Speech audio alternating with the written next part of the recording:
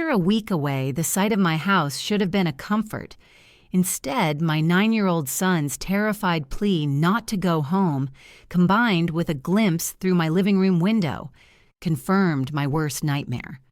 The 7-hour drive felt like a lifetime. My body ached with a unique exhaustion that only comes from sleeping on a hospital pull-out chair for a week straight. My mom was finally stable, recovering from a nasty bout of pneumonia, and all I could think about was my own bed, a hot shower, and wrapping my arms around my husband, Mark. But most of all, I was excited to have my son, 9-year-old Leo, back with me. The silence in the car, however, was deafening. Usually, after a week apart, Leo would be a chatterbox, telling me every minute detail about his time with his dad, the video games he'd conquered, the funny thing the dog did. But today, he was quiet. He just stared out the passenger window, his small fingers fidgeting with the hem of his t-shirt. His Nintendo Switch, a guaranteed source of silence on any other day, lay untouched in his lap. "You okay, sweetie?" I asked, reaching over to squeeze his knee. "Did you have a good week with Daddy?" He jumped slightly at my touch. "It was okay," he mumbled, not looking at me. I frowned, my brow furrowing with a pang of maternal concern. "Just okay? Did something happen? Did you and Daddy have a fight?" "No," he said, his voice small. "Everything's fine." But it wasn't. I could feel it. The air in the car was thick with unspoken words. Mark's texts all week had been unusually short, too. I'd chalked it up to him being busy with work and taking care of Leo solo, but now a seed of unease was planting itself in my gut. I told myself I was just tired, overthinking things. I was a professional overthinker. Mark loved to tease me about it. "Well, I can't wait to get home," I said, trying to inject some cheerfulness into the car. "I'm dreaming of a pizza and a movie night, just the three of us, snuggled up on the couch. Doesn't that sound nice?" Leo didn't answer. He just pressed his forehead against the cool glass of the window. We drove on, the setting sun painting the sky in strokes of orange and purple. As we turned off the main highway and onto the familiar roads of our neighborhood, the knot in my stomach tightened. The houses grew more familiar, the trees were our trees, the ones Leo had climbed and I had worried about. Home. We were almost home. That's when it happened. As I slowed down to make the final turn onto our street, Leo finally spoke. "Mom?" His voice was a tiny, trembling whisper that cut through the low hum of the engine. "Yes, baby? Can we go somewhere else? Like Grandma's house? Or a hotel?" I laughed, a tired, confused sound. "A hotel? Honey, we're 30 seconds from our own comfy beds. Why on earth would we go to a hotel?" I made the turn. Our house, a pretty little blue colonial with white trim that I had painstakingly picked out, came into view at the end of the cul-de-sac, and Leo started to cry. Not loud sobs, but quiet, terrified tears that streamed down his cheeks. "Leo, what is it? You're scaring me," I said, my voice rising in panic. He shook his head, his whole body trembling now. He unbuckled his seatbelt and tried to clamber into the back seat, as if he could hide from whatever was waiting for us. "Mom, please," he begged, his voice cracking. "Please don't go home." My blood ran cold. I slammed on the brakes, stopping the car in the middle of the street.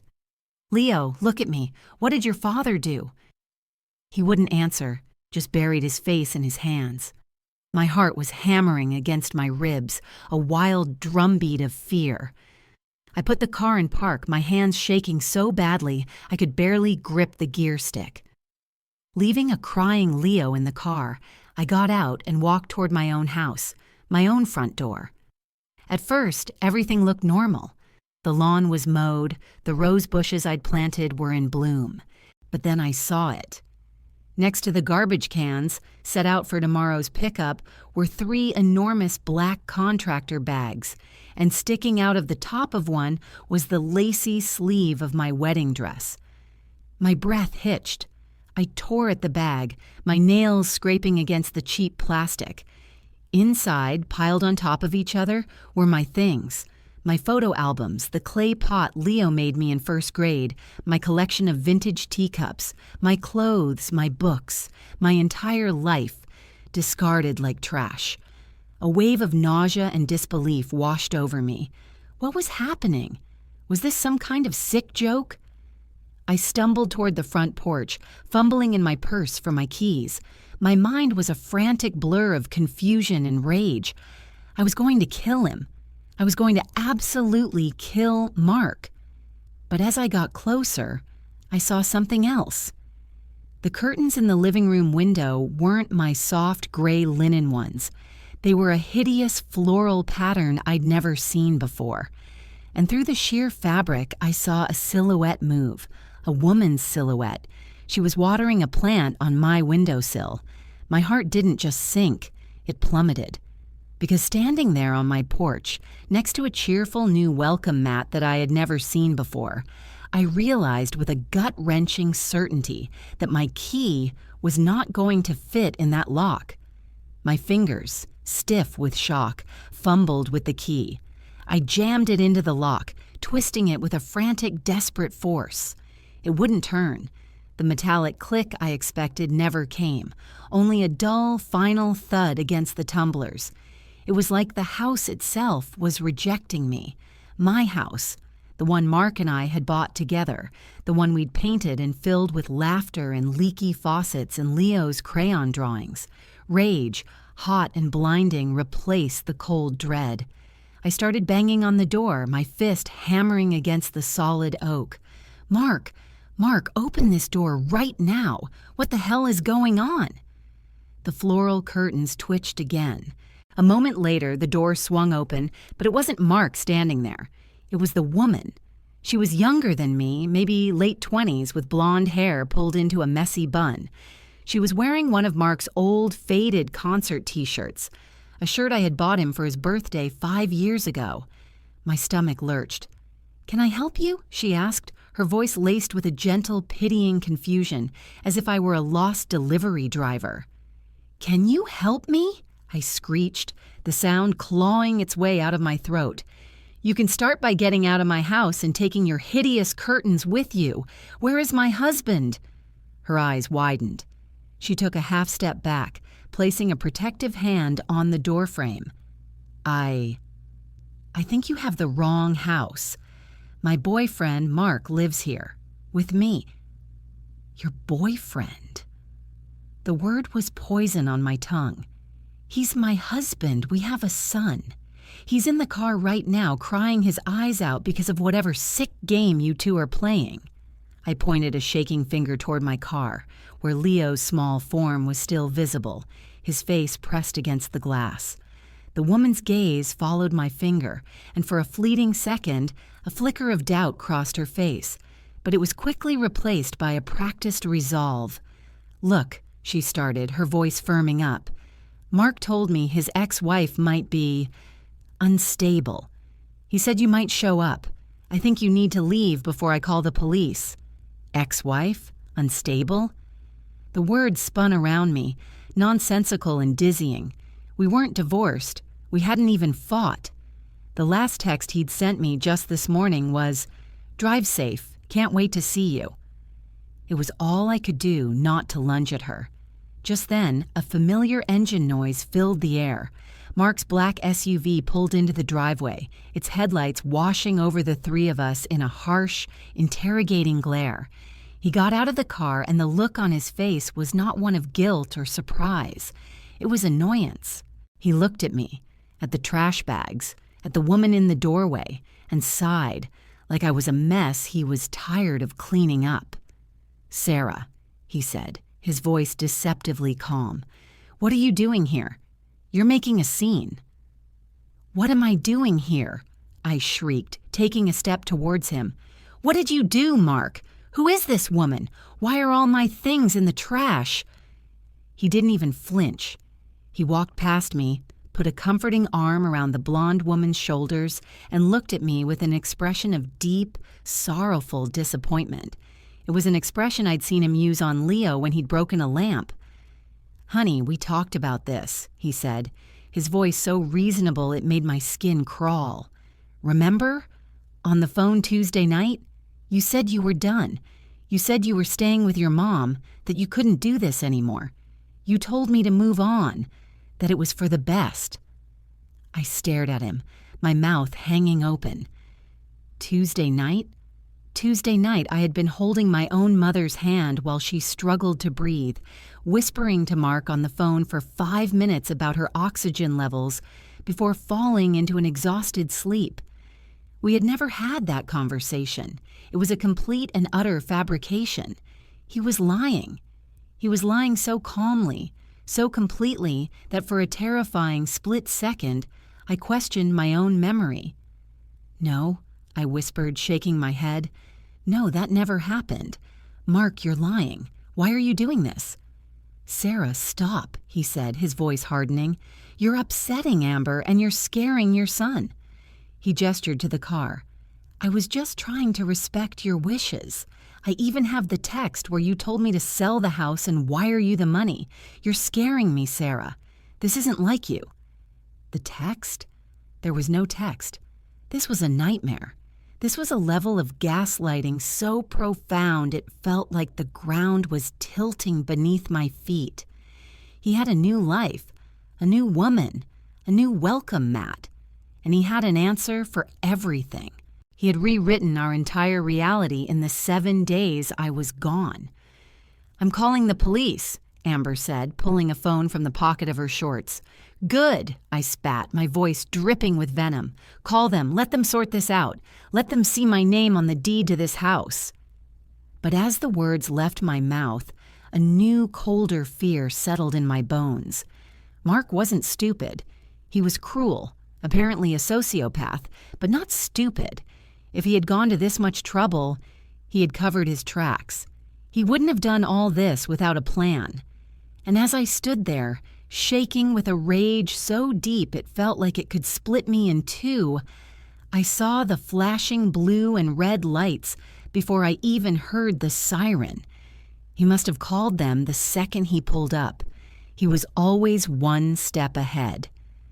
A police cruiser pulled up behind my car, and a stern-faced officer got out, his hand resting on his hip. He looked at Mark, calm and collected on his own porch. He looked at Amber, the frightened victim. And then he looked at me, the hysterical woman screaming in the middle of the street. I already knew who he was going to believe. The officer, a man named Miller, according to his name tag, approached with a cautious, weary expression. He was clearly used to scenes like this. "Ma'am, I need you to calm down. What seems to be the problem here?" Mark stepped forward, positioning himself between me and the officer, the very picture of a concerned man at the end of his rope. "Officer, I'm so sorry about this. This is my ex-wife, Sarah. As I told dispatch, we separated last week. It was her decision. She's been under a lot of stress, and I think it's causing her to become confused. She's refusing to accept that it's over." He delivered the lines with heartbreaking sincerity. He even managed to squeeze a tear from the corner of his eye. The performance was flawless. Amber nodded along, clutching his arm, her eyes wide with manufactured fear.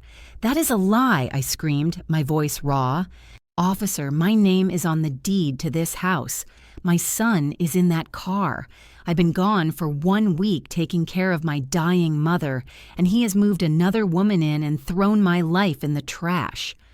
Officer Miller's gaze hardened.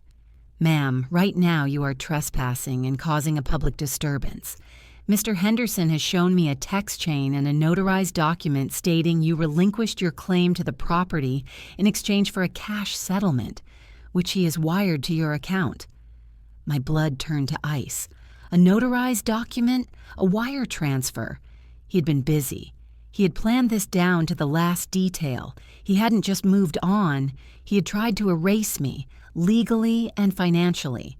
I was looking at a stranger, a monster wearing my husband's face. The officer took a step toward me. I'm going to have to ask you to get in your car and leave the premises. We can sort this out down at the station tomorrow, but right now you need to go." Defeat felt like a lead blanket, heavy and suffocating. He had won. He had thought of everything. My mind raced, frantically searching for a single thread of truth in his web of lies. My son, my tired, terrified son in the car, his desperate plea. "Mom, please don't go home." And then it hit me, a lightning bolt of clarity in the fog of my panic. "Wait," I said, my voice suddenly steady. The officer paused. I looked past him, past Mark's smug, triumphant face, and straight at my car's windshield. "You want proof? I have proof." I walked calmly to my car. Leo flinched as I opened the driver's side door, his tear-streaked face looking up at me. "It's okay, baby," I whispered, my voice full of a confidence I didn't entirely feel. "Mommy's gonna fix this." I reached up and tapped the small black device mounted behind my rearview mirror, the dash cam, a Christmas gift from Mark 2 years ago.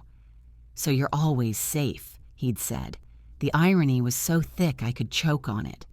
"What is that?" Officer Miller asked, following me. "It's a dash cam.